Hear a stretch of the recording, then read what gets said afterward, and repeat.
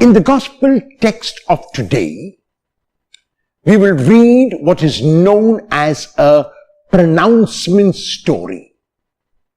In a pronouncement story, there might be a miracle or there might not be a miracle.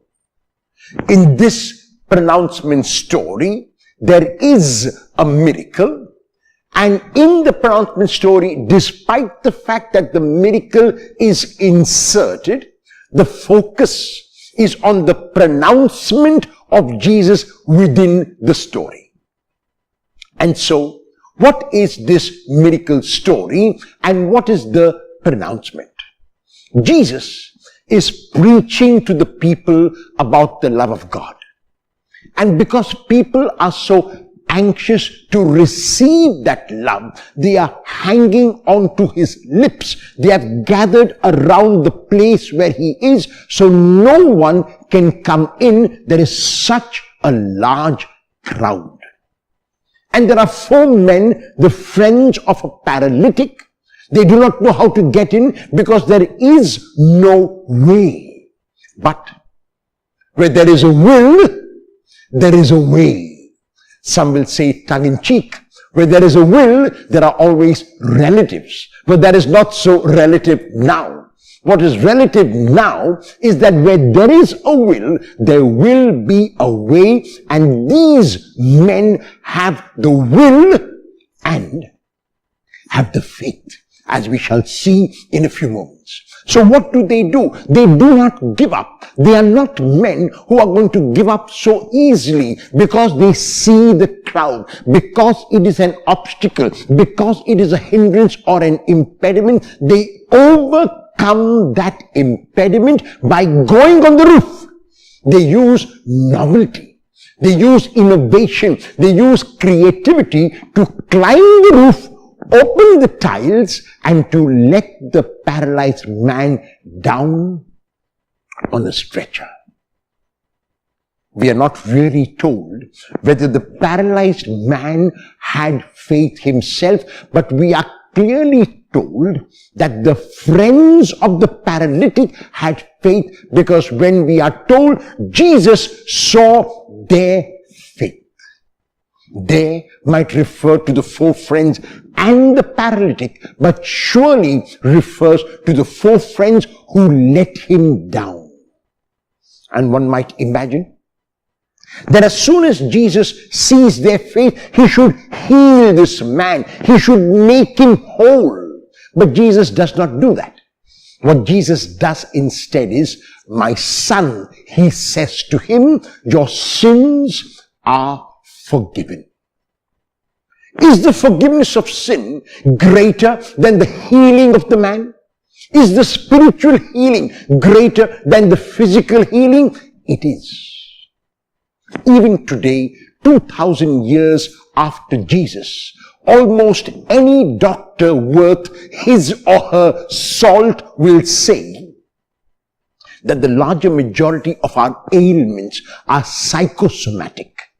And this word psychosomatic comes from 2 Greek words, psyche, which is the mind or the heart or what goes on within, and soma, the body, the external.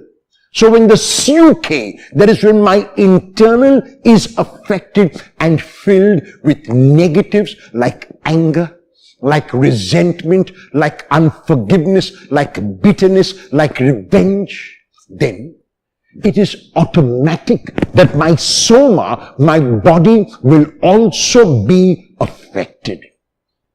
So ailments like fistula and piles and stress diabetes and hypertension and heart attacks and even to a large extent cancer could be psychosomatic, because I'm harboring in my heart feelings of revenge and anger and jealousy and bitterness and unforgiveness.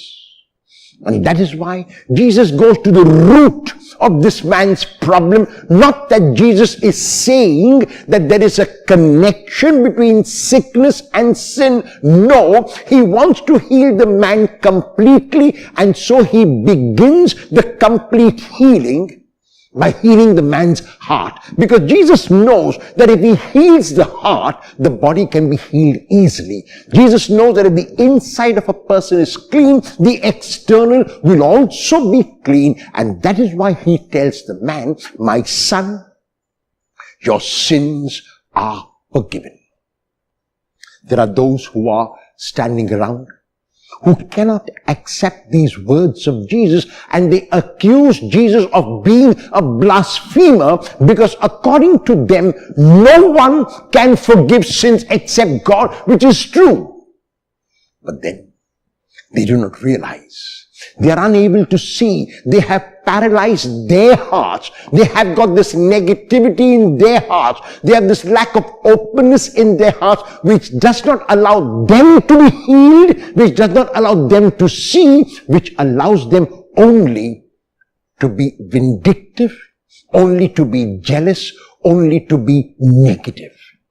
And Jesus is aware of that. And the pronouncement now is in these words of Jesus, namely, Jesus is the Son of Man who has authority on earth to forgive sin. And Jesus shows this authority now by telling the paralytic and issuing him 3 commands. Rise, take up your mat and walk. And the fact that Jesus does have that authority is indicated by the man rising from his paralysis, taking up the mat on which he lay, and walking out before them all. Healing is not merely external healing. As a matter of fact, if the healing takes place within, external healing becomes easier.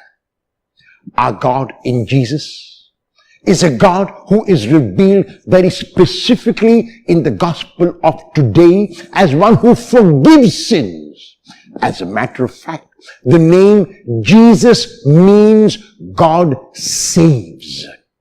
He has come to save us from that negativity which we keep harboring, from that resentment which continues to remain in our hearts, from those inadequacies as a result of that negativity and resentment.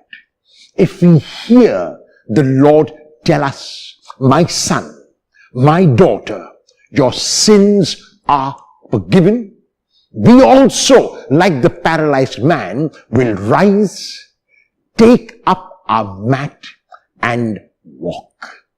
Will you hear the words of Jesus to ask you to forgive, to ask you to love, to ask you to remove all the negatives from your heart?